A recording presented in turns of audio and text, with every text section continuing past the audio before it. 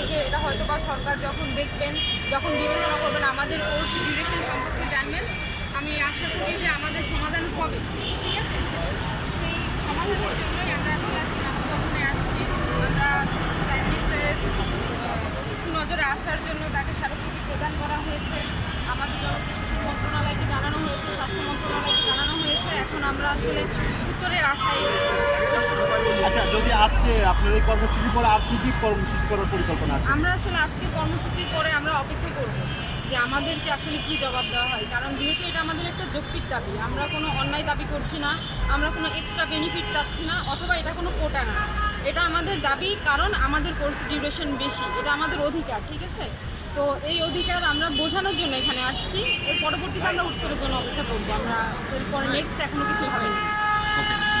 ভাই আসুন, ভাই আসুন।